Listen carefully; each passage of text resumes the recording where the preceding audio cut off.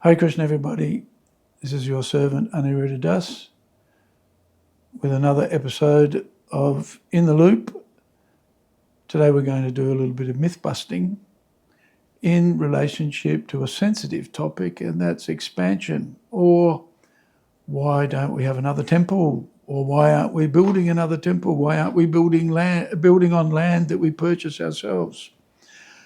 Well, for us, expansion is ongoing. Our book distribution is expanding. Our membership is expanding. Our Bhaktivedanta programs are expanding. Education and training is expanding. So there's a lot of expansion going on, albeit perhaps not in an area where people are expecting or have very high expectations of what ISKCON should be providing for them. So there's this notion that we're not doing anything, but we're seriously considering what is a very sensitive topic and which has to be dealt with very carefully. Our expansion needs to be done in a sustainable way and incrementally so that it matches our capacity, our capability.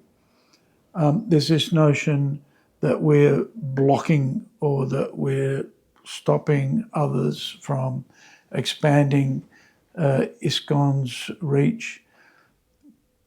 At the moment, with our analysis of the situation, a lot of money is going to be needed. Expertise is required.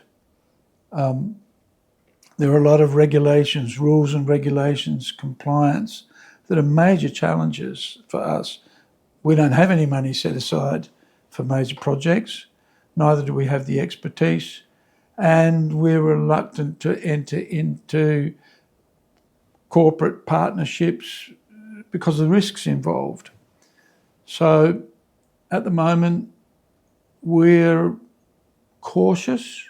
We want to remain focused on Srila Prabhupada's main purposes and not be distracted by projects that might take us away from those main purposes. Devotees are encouraging us to support those who want to invest in land and then make money from the sale of property, for example.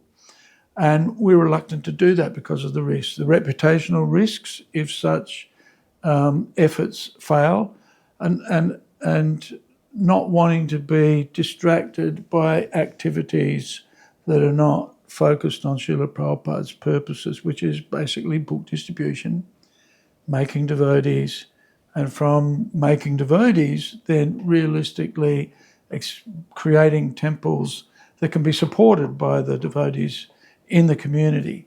So given our careful consideration of what we need and how we should approach the purchase of property and the building of temples, we need to do things in an incremental fashion.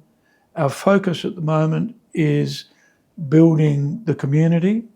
As the community expands, then in the various locations, Casey, Epping, Wyndham, where we're already starting fledgling congregations. In Wyndham, we've got a property that we're developing, but purchasing land, building large temples, we prefer to approach this in a more steady, considered way. The goal, we think, is to purchase local properties that have place of worship permissions. There are churches coming up for sale all the time. We're interested in developing properties like that rather than buying a big parcel of land, which is already going to be $5 to $10 million. And then to build a mega temple is going to be another $20 to $30 million. And this is our experience in Perth, our experience in Brisbane, our experience in Western Sydney. We need to do this in a very incremental, staged and achievable process. So we are conservative, no doubt, but we are sensitive to the needs of the community, and we're developing our strategy to implement a development or an expansion program that's practical and doable. If anybody's got any ideas as to opportunities that might exist for us, we do have an expansion team that's prepared to consider any proposals. Sri Chaitanya is the leader of that team, so if anybody's got any ideas and they'd like to share with us, please share them with Sri Chaitanya so the expansion team can look at it and give it some consideration, and we'll consider any reasonable suggestion or proposal. Hare Krishna.